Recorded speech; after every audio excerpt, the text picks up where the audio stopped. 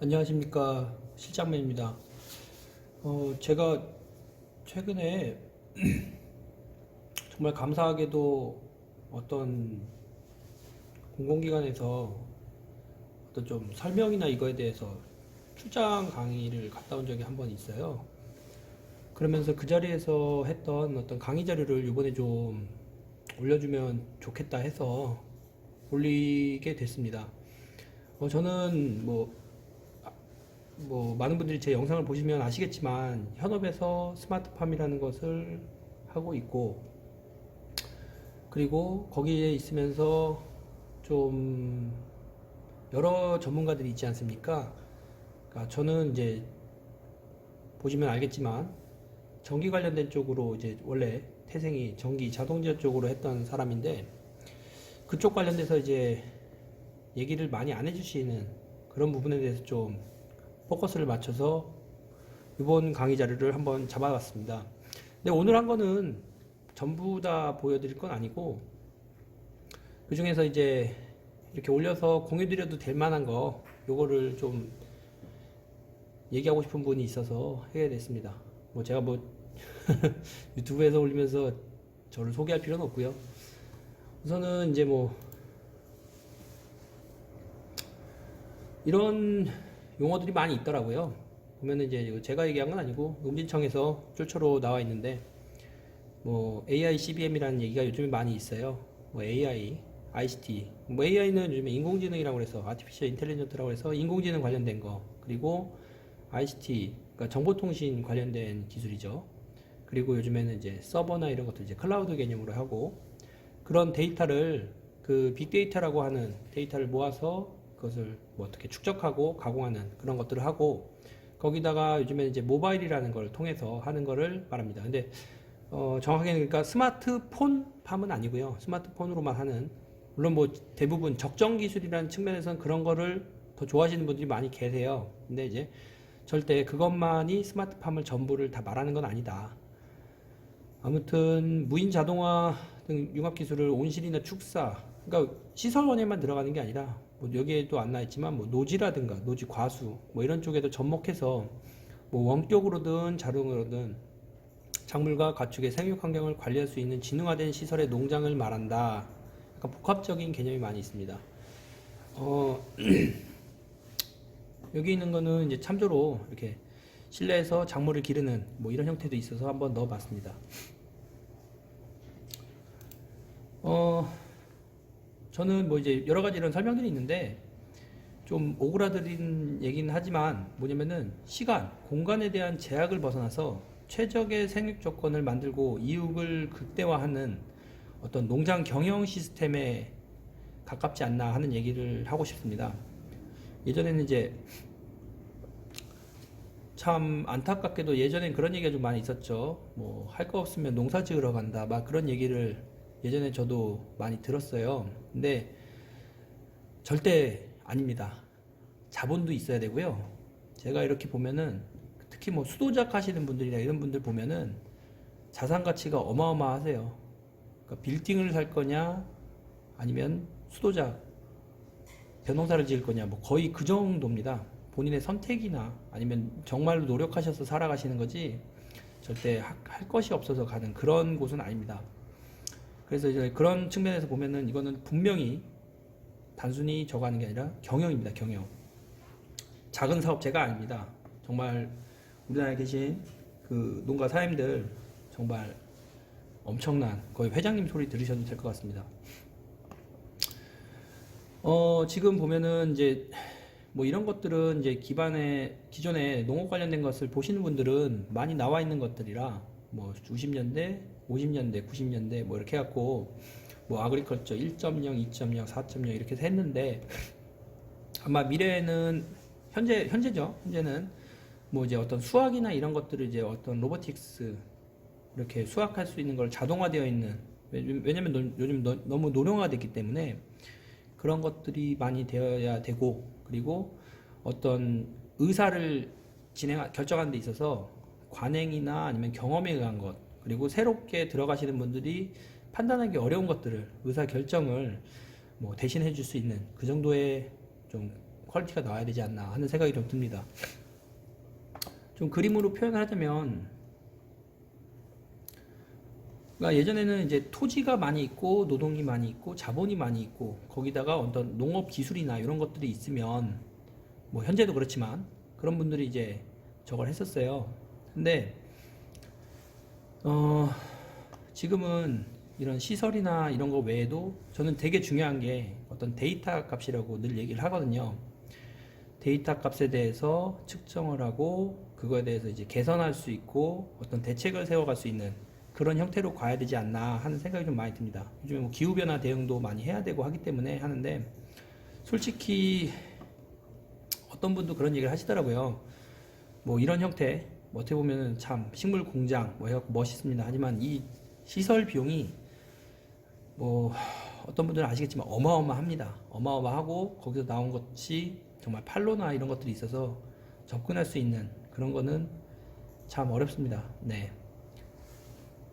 뭐 이런 그림이 있더라고요. 찾아보니까 저도. 다른 것들은 조금 내려가도 되는데, 저는 이 부분에 대해서 크게 한 두 가지 정도로 나눠서 얘기를 드립니다. 어쨌든 어떤 소프트웨어적인 측면, 그리고 하드웨어적인 측면을 얘기 드렸는데, 이 소프트웨어적인 측면은 아무래도 뭐 어떤 일반적인 자동 제어나 이런 거 하시는 분들은 많이 보신 형태일 겁니다. 이거는 이제 시설원이고, 시설원 내에서 어떤 자동 제어를 하기 위해서 제어가 되는 부분, 뭐 제일 많이 하는 거죠. 개폐기 제어. 그리고 어떤 데이터 값을 일괄되게 볼 수 있게 하는 거. 근데 저도 이제 제어도 중요한데, 오히려 이 데이터 값에 대해서 보는 게 되게 중요하다. 실시간 값이 중요한 게 아닙니다. 그런 얘기를 많이 드리고 있습니다. 그래서 이런 소프트웨어적인 측면이 있고요. 그리고 하드웨어적인 측면. 이것도 분명히 스마트팜이라고 할 수 있습니다. 이런 것들도 분명히 포함되는 내용이고요. 뭐냐면은 이제 어떤 대류 현상을 일으켜서 안에 공기를 순환시키는 뭐 순환팬이라든가, 아니면 이런 뭐 고설 베드라든가 양액재배라든가, 그리고 이렇게 어떤 한켠에 이렇게 이런 형태로 그 식물 공장 같기도 하고, 어쨌든 식물 재배기 형태로 되는 것들, 이런 하드웨어적인 측면도 있고요.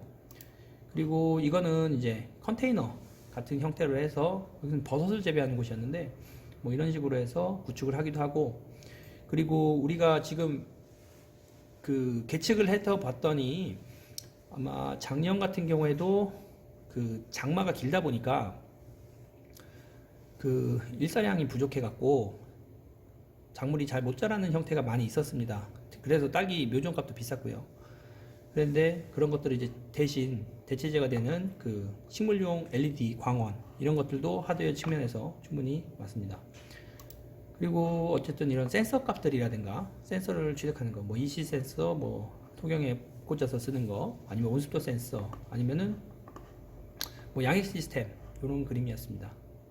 그리고 옛날 농장에는 이런 게 없었죠. 네, 뭐 CCTV 방범용으로도 쓰고, 그리고 개폐기가 잘 열렸는지 닫혔는지 보기 위해서 쓰시고, 그리고 이렇게 뭐 큰 화면으로 냉장고, 스마트 냉장고 같이 형태에서 하기고, 예전에는 이런 게 없이 그냥 여기 이만큼만 해서 개폐기 제어하는 그런 형태로 많이 했습니다. 그리고 뭐 한쪽에는 이제 중앙 감시실이라고 해서 농장 내에서도 이렇게 뭐 모니터를 둬서 볼 수 있게 하는 그런 형태로도 구성을 많이 하십니다. 스마트팜의 장점이라고 하면 저는 이 얘기를 좀 많이 드립니다. 이게 뭐 이분이 제가 알기로는 이제 경제학자인가 그런 걸로 알고 있는데, 지금은 이제 4차 산업 같은 경우에는 서로 이종 간에 어떤 공유될 수 있는 것은 참 많이 공유되고 있는 그런 형태라고 생각을 하는데요. 이분이 얘기하셨던 게, 측정하지 못하면 관리할 수 없고, 관리할 수 없으면 개선할 수 없다. 그래서 저는 이 첫 단이 되는 측정이란 게 되게 중요하다고 생각합니다. 측정해야지 어쨌든 관리를 할 수 있고, 관리를 해야지 그거에 대해서 문제를 해결해 갈 수 있는 그런 형태가 된다고 얘기를 많이 드립니다. 이거는 이제 저도 봤더니 뭐 인력 절감 효과라든가 대량 재배가 가능하고 품질 향상이 기대되고 관리가 용이해진다. 어떻게 보면 되게 교과서적인 얘기인데, 이렇게 보면 이게 정말 틀린 얘기는 아니에요. 가능한 얘기입니다. 어떻게 보면 되게 교과서적인 얘기인데, 이것을 적용하고 하시는 분들은 분명히 가능하더라고요. 하나 얘기를 좀 들도록 하겠습니다. 아까 제가 소프트웨어적인 측면에서 얘기를 드렸는데, 저는 그 온습도에 대한 것을 한번 보도록 하겠습니다. 온도. 지금 이분 같은 경우에 이제 시설 관리를 하시면서 시간 경향 데이터입니다. 시간대부터 시간에 따른 온도 변화량인데, 예전에는 이런 식으로 보기도 합니다. 이렇게 해서 이렇게 수치로 된 거를 봤는데, 그것이 아니라 그래프 형태로 보니까 조금 더 보시기 편하죠. 뭐냐면은 이렇게 온도를 여기서부터 이렇게 관리를 하시다가, 그리고 했는데 뭔가 변화가 생겼어요. 뭔가 좀 난방을 덜 하셨던가, 아니면 문을 좀 빨리 하셨던가, 뭐 이런 것들이 있겠죠. 제일 좋은 거는 아무래도 이런 그래프 형태였을 겁니다. 그러니까 이런 것들이 예전에는 어떤 센서 데이터를 가지고 취득해서 모아보지 못했다면, 작물이 바로 이 온도값이 변했다고 해서 바로 이상이 생기는 건 아니거든요. 예전에 얘기 들어보니까 농가사님들이 한 일주일에서 2주일 있다가 뭐 어떤 문제가 생기더라. 그래서 파악을 해보면 이런 문제가 있었더라. 뭐 비닐루가 찢어졌던, 개폐기를 잘못 닫았던, 뭐 그런 얘기를 하세요. 그러니까 이런 휴먼 미스테이크를 줄일 수 있는 그런 것들이 저는 되게 중요하다 생각하거든요. 계측도 할 수 있고, 그리고 그거에 대해서 보완도 할 수 있고, 개선할 수 있는 그런 거라고 보시면 될 것 같습니다.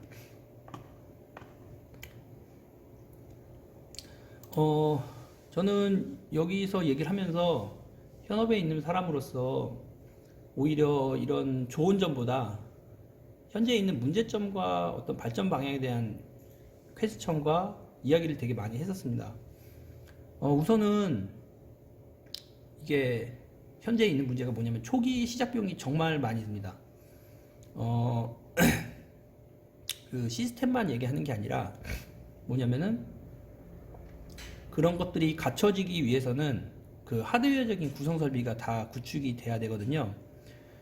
물론 되어 있는 상태에서 그 내에서 할 수는 있어요. 하지만 그 처음부터 막 너무 많은 걸 하시려면은 어마어마한 돈이 들어가요.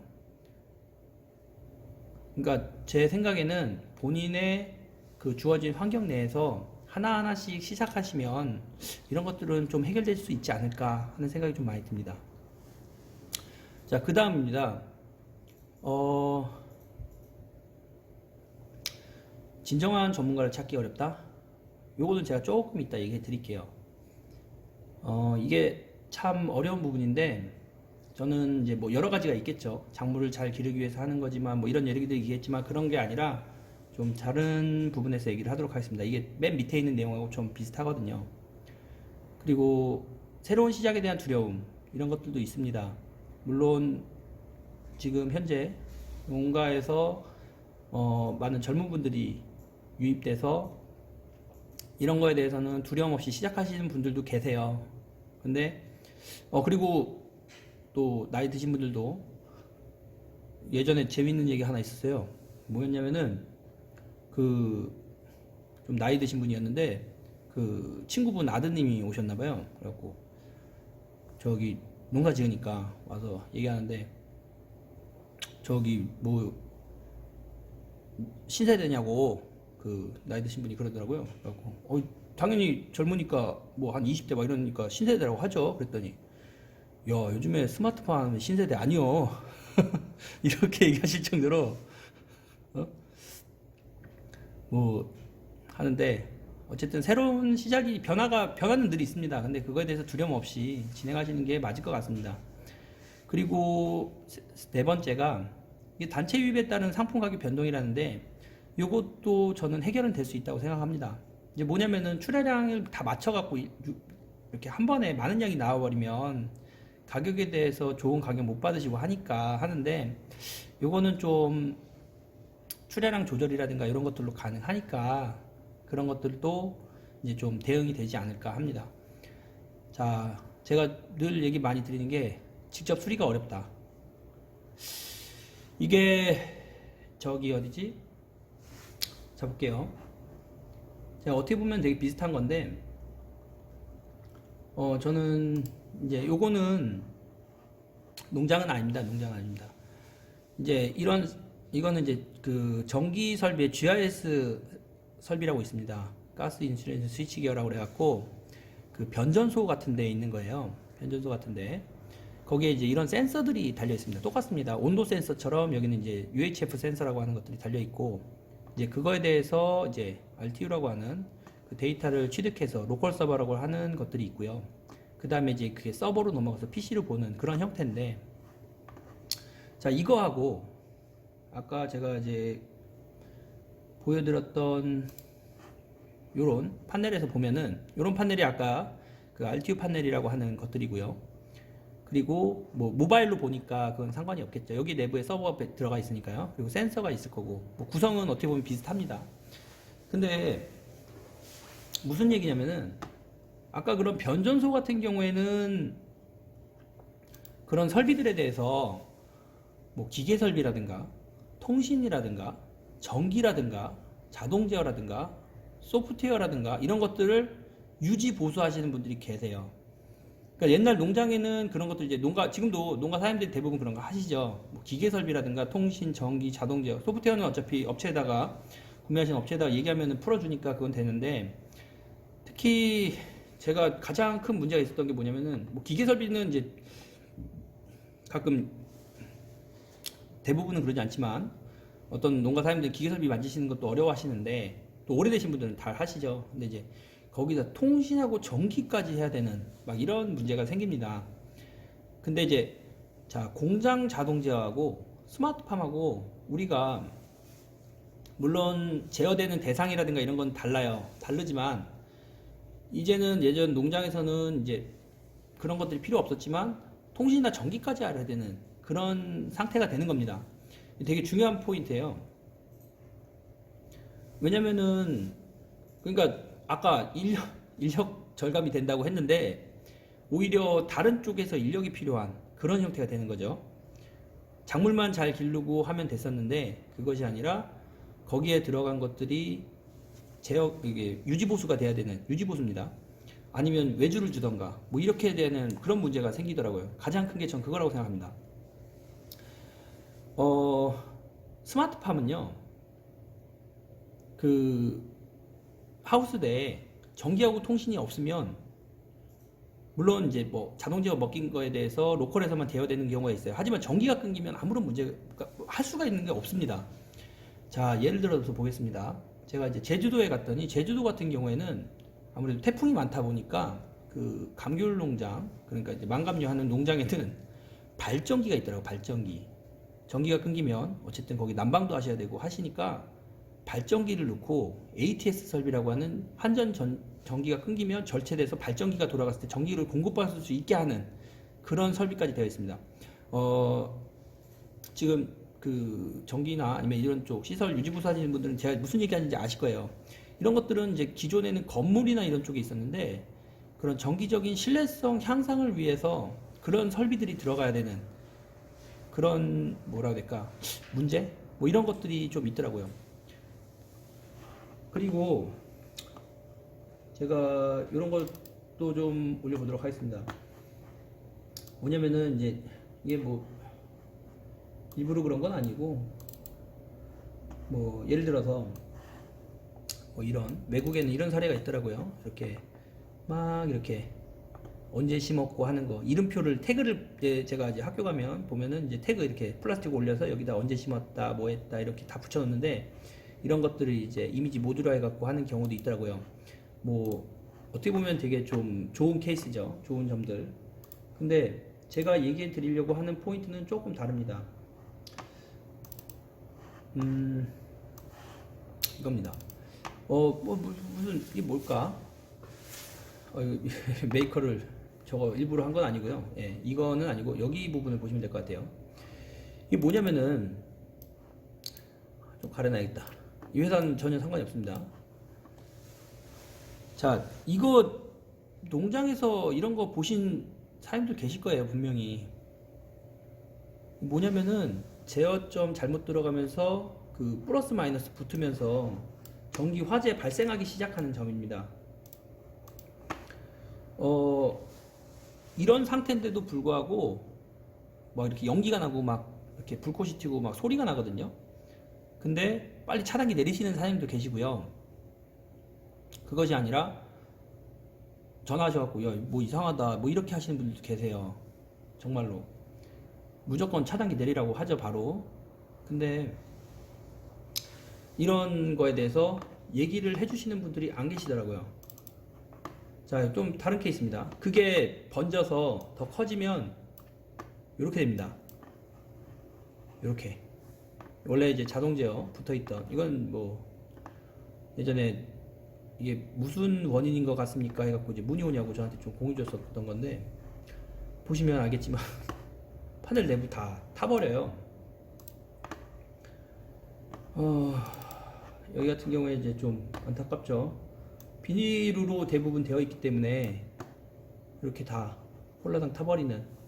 스파크 한번 태워도 아마 작년에도 이제 아시는 농가 사장님 그 외부에다가 저기 지하 관정 모터 놔두셨다가 거기 이제 얼지 말라고 비닐로 싸두고 열선 감고 막 하시잖아요. 근데 이제 아무래도 이제 스키 차다 보니까 누설 전류에서 전기 스파크 튀면서 화재 발생한 것 같아요. 왜냐면 비닐로 쌓아놨으니까 거기 스파크 튀면 바로 불 나겠죠.